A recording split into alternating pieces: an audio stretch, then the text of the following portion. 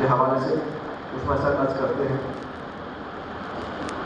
یہ تو آپ لوگوں نے سنا ہے کہ نجاست کی 2 قسمیں ہیں، نجاست غلیظہ اور نجاست خفیفہ. نجاست غلیظہ جس کو سخت قسم کی نجاست کہا جاتا ہے، اگر تھوڑی سی بھی لگ جائے تو دھونا ضروری ہوتا ہے. نجاست غلیظہ میں کچھ چیزوں کو میں عرض کر دیتا ہوں کون سی، ویسے تھوڑی سی فہرست لمبی ہے لیکن کچھ میں عرض کر دیتا ہوں کون سی. نجاست غلیظہ: خون،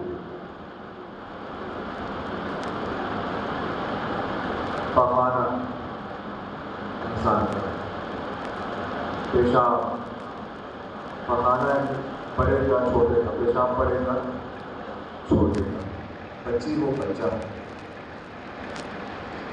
اسی طرح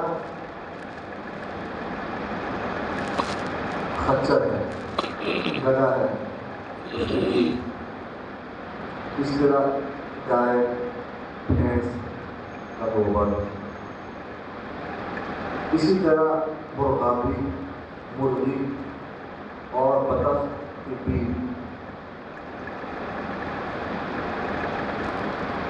اسی طرح اور جو حرام جانور ہیں، حرام جانور ان کا پیشاب.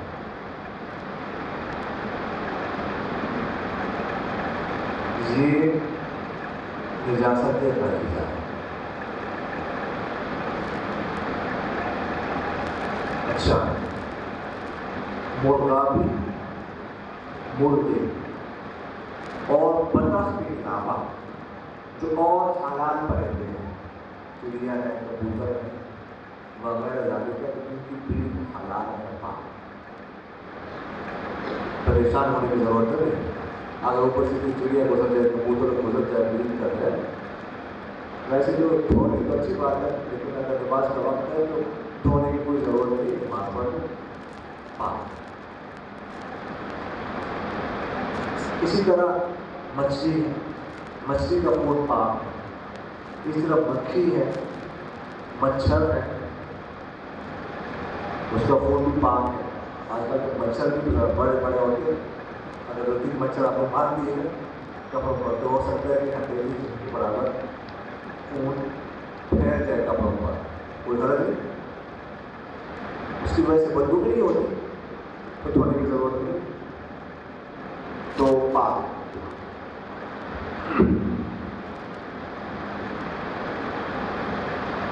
میں نے آپ سے عرض کیا حرام جانوروں کا پیشاب. جو حلال جانور ہیں ان کا پیشاب نجاست خفیفہ ہے. گائے کا پیشاب، بھینس کا پیشاب، اونٹ کا پیشاب، بکری کا پیشاب وغیرہ. نجاست غلیظہ: اگر گاڑی ہو تو 4.5 ماشے سے کم معاف. 4.5 ماشے یا اس سے زیادہ ہو تو پھر دھونا ضروری ہے. اگر اس سے زیادہ ہو 4.5 ماشے سے، کسی نے نماز پڑھی، بدن کپڑوں پر دلی ہوئی ہو تو نماز نہیں ہو. نماز پڑھی ہے اور یہ یقین ہو گیا کہ نماز سے پہلے کی نماز نہیں ہو، دوبارہ دہرانے کو کیا ادا کرنا پڑے گا. بدن پر جسم پر 4.5 ماشے سے کم معاف، اس سے زیادہ معاف ہے. اگر 4.5 ماشے کے برابر ہو تب دھونا واجب ہے، زیادہ تو تھوڑا فرق، کم ہو تو معاف. اور اگر نجاست غلیظہ پتلی ہو، لکوڈ ہو جیسے پیشاب ہے، تو صورت میں پھر ہتھیلی کی مقدار جو ہے اس سے کم معاف، اس سے زیادہ معاف. ہتھیلی کی مقدار کا مطلب یہ ہوتا ہے کہ جتنے حصے میں ہم پانی ڈال دیں پانی گرے نا. دیکھیے نا، میں پانی ڈالتا ہوں بالکل ہاتھ کو سیدھا ہتھیلی کو تو یوں کر کے سیدھا کر دیں تو یہاں تک جو ہے نا وہ پانی نہیں گرے گا، آگے پانی گرنا شروع ہو جائے گا. تو یہ مقدار ہے. ویسے کہتے ہیں ایک درہم وہ سمجھ نہیں آتی. درہم تو آج کل جو اور چلنے والا چھوٹا سا زمانے میں درہم بڑا. تو یہ بہترین اقدار یہ ہے. یہ آسان سی بات سب کو سمجھ آ رہی ہے. سمجھ آتی ہے.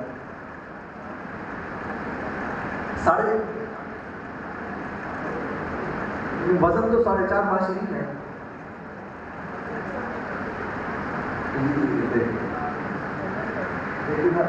لیکن 4.5 ماشی پتا ہے کہ یہ تو میں نہیں بتا سکتا کہ اتنی ہو گئی تو 4.5.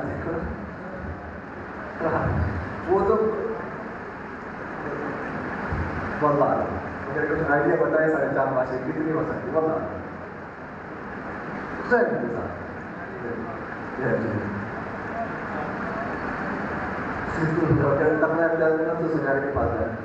پر اندازہ ہو جاتا ہے. ٹھیک ہے یہ 4.5 ماشی میں کچھ نہیں کر سکتا. مجھے زیادہ تجربہ نہیں. بہتر تو یہی ہے کہ بتا نہیں جاتا. مشکل ہوتا ہے. وزن میں فرق آ جاتا ہے. تو خیر بہتر تو سر یہی ہے کہ دھو ہی لیا جائے اس کو. میں کہا بہتر تو یہی ہوگا کہ اس کو دھو لیا جائے. دھو لیا جائے. شک پڑ گیا دھو لیا جائے. لیکن 4.5 ماشی میں نے آپ سرچ کیا کچھ نہ کچھ تو آپ کو ذہن میں بات آئے گی. اور اتنی سی کم نہیں تو واضح سی بات ہے 4.5 ماشی سے کم ہے تو کچھ نہ کچھ آئیڈیا تو آ ہی گیا. تو پتلی ہو تو یہ مقدار بدن پر جسم. اس سے کم ہے معاف. اتنی ہے تو دونوں واجب. اس سے زیادہ جو دونوں فرض نماز نہیں ہو. نجاست سے خفیفہ. نجاست سے خفیفہ سے اس کا حکم یہ ہے کہ وہ جس عضو میں لگ جائے اس کے 1/4 سے کم معاف ہے. اس سے زیادہ معاف نہیں. اور ہر عضو کا الگ اعتبار کیا جائے گا. جسم کا الگ اعتبار ہے. کپڑے کا الگ اعتبار ہے. مثلا یہاں سے لے کر یہاں تک ایک عضو ہے. یہاں سے الگ جوڑ شروع ہو جاتا ہے. الگ عضو شروع ہو جاتا ہے. ٹھیک ہے. اب یہاں پر مثلا اس حصے اس ایریا میں لگ جاتے ہیں تو آپ خود اندازہ لگا لیں. اس کو 1/4 پہ لے جائیں تو آپ دیکھیں اس میں مثلا کتنی انگلیاں بنتی ہیں. 4 3 4 3 4 12. اور میرے خیال میں 2 اور انگلیاں آگے ہو جائیں گی. 14 انگلیاں ہو جائیں گی. 14 انگلیاں جو ہے وہ ہو جائیں گی. تو 14 انگلیاں اس کا 1/4 کتنا بنے گا. 3.5 انگلیاں. اگر 3.5 انگلیوں سے کم ہے مثلا یہ 3 انگلیاں ہیں اور ایک آدمی اس سے بڑھ ہے. یہ 3 انگلیاں ہیں اتنی ہے پھر تو معاف. لیکن تھوڑی سی اگر آدمی کی زیادہ ہو معاف ہے.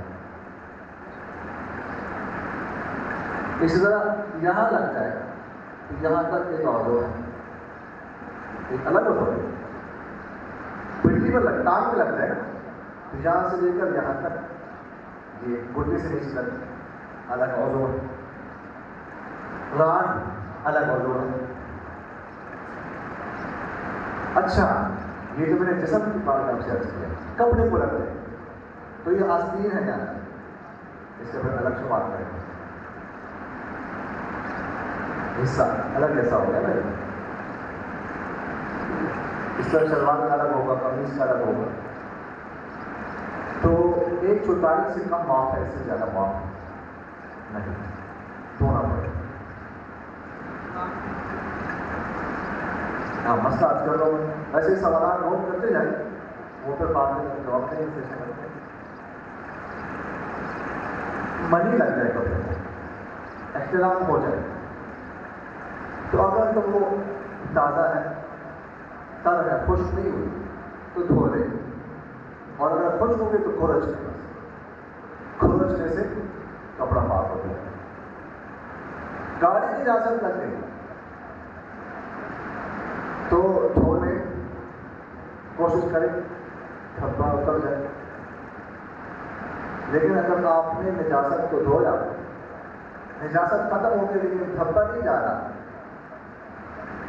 بدبو نہیں جا رہی تو دھبا بدبو دور کرنے کی ضرورت نہیں ہے.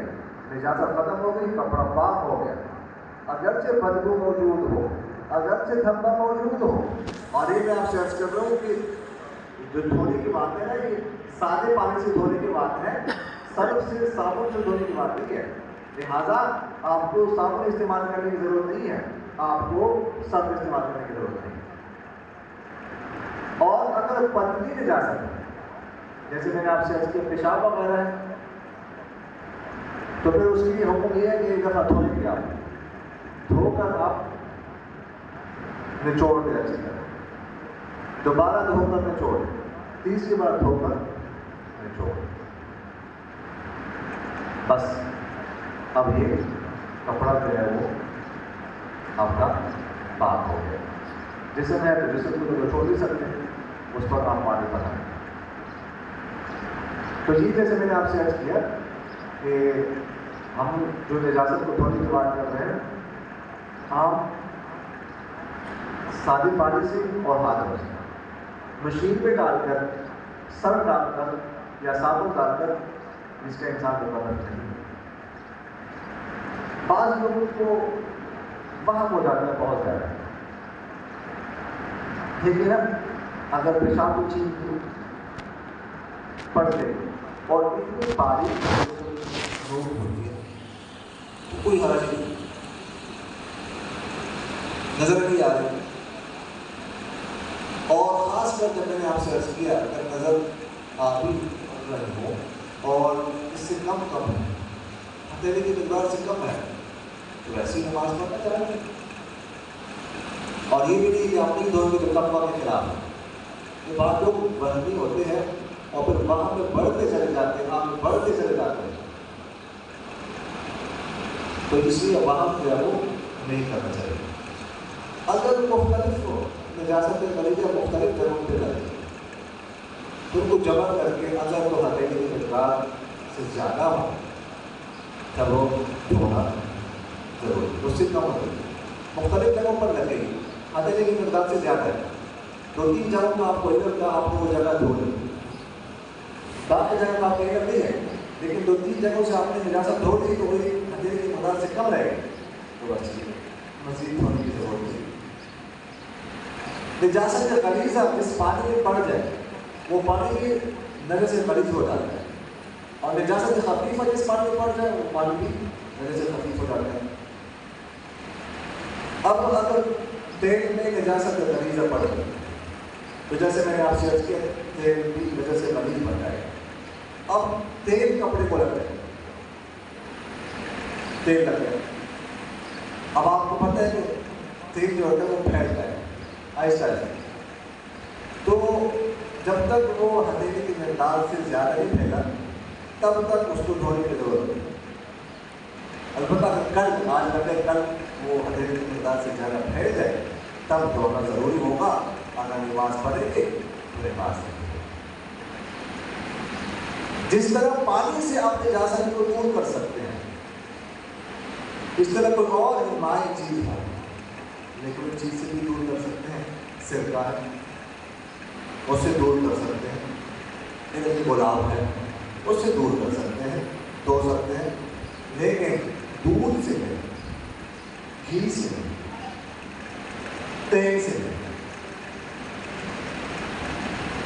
کوئی سرکے سے ہم دور کر سکتے ہیں. آپ کو آپ کے پاس کوئی اور چیز کا پانی نہیں ہے، نجاست لگے، سرکہ آپ کے پاس موجود ہے تو سرکے سے دھو. باقی سرکے کی جو اپنی بو ہے وہ لگ جائے تو اس سے کوئی حرج کی بات ہے.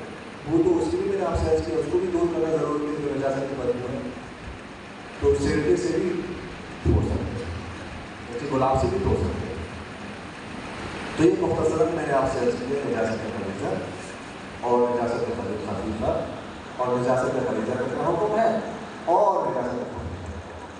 اب کسی کے ذہن میں کوئی سوال ہو